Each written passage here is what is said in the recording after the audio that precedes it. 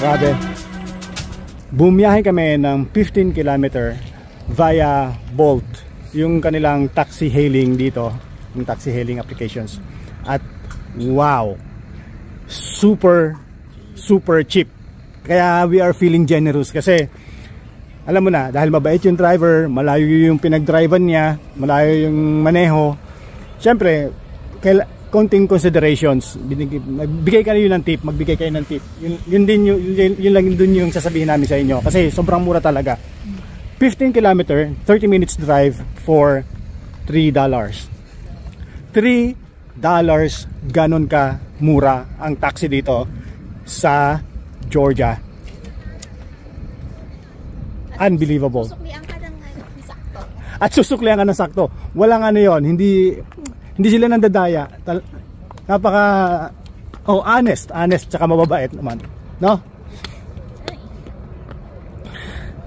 Wow. So, nandito kami ngayon bago ang lahat. Good morning ulit. At nandito kami sa Chronicles of Narnia. Mali. Chronicles of Georgia. Amazing structure, ang laki. Grabe. Ikikwento ko sa inyo kung anong meron dito. Hindi pa rin namin alam kasi abrupt lang yung decision namin. All of a sudden, kasi ayaw na talaga naming mag-tour. Nung sa Armenia, sa Yerevan, sinubukan namin yung mag-tour, ay talaga namang nakakadala kasi very tiring. Nakakapagod talaga. Imagine, every sites, 6 na sites, tapos every sites 30 minutes lang yung ibibigay sa inyo. Nakakapagod. Unacceptable. Okay lang sana kung 1 hour no? 1 hour every sites, hindi 30 minutes, yung iba pa nga 20 minutes. So parang anong ginawa natin dito? Nagpa-picture. Hindi ganun yung way of travel namin. Ang way of travel namin ay free travel. So oh my God, amazing. Wow.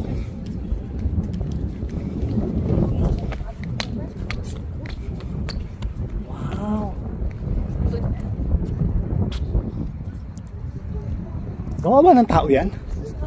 Ginawa? Aming gawa ng tao. O pero, ano, new civilization, old civilization? New civilization. Gawa na siya ng 15 lang yan? According sa information namin. Unfinished structure. Okay. Kwento ko na lang sa inyo. Unang ko na lang ng video, tapos kwento ko sa inyo. As usual. Short video lang tayo dito ngayong araw.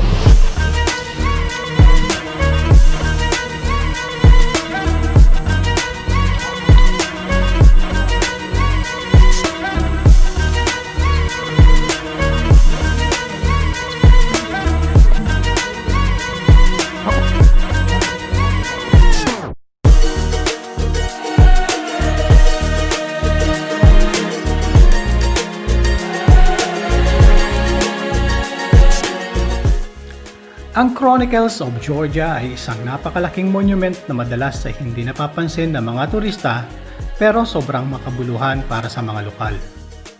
Ang monument na ito ay sinimulan noong 1985 at dinisenyo ng kilalang Georgian sculptor na si Zurab Cheritelli. Ang material na ginamit dito ay naglalakihang mga piraso ng itim na bato at brass na may taas na maabot hanggang 30 meters. Dito makikita ang mga napakadetalye at sobrang intricate na mga larawang naglalarawan ng kasaysayan ng Georgia at mga relihiyosong eksena mula sa Biblia.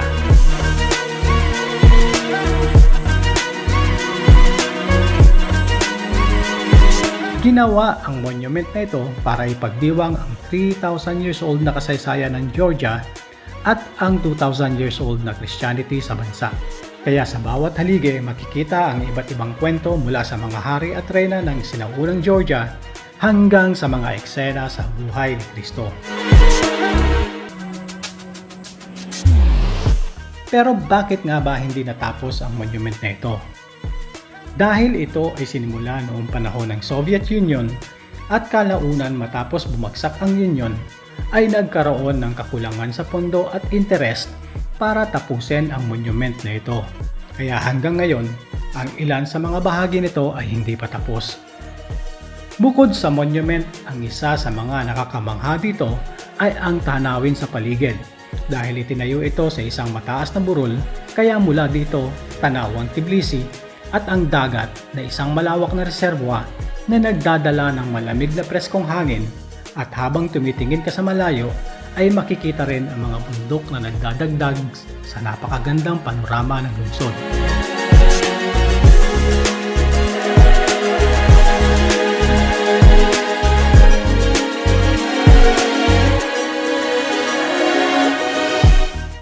Sa paglubog ng araw, ang lugar na ito ay nagiging lalo pang kaakit-akit na parang isang obra maestra na nilikha para sa mga mahilig sa kasaysayan at tanawin.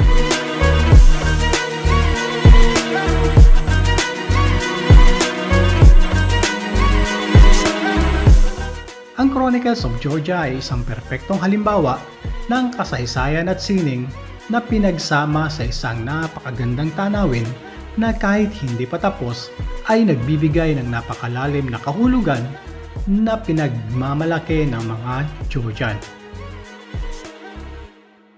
Grabe. So, yun ang story nitong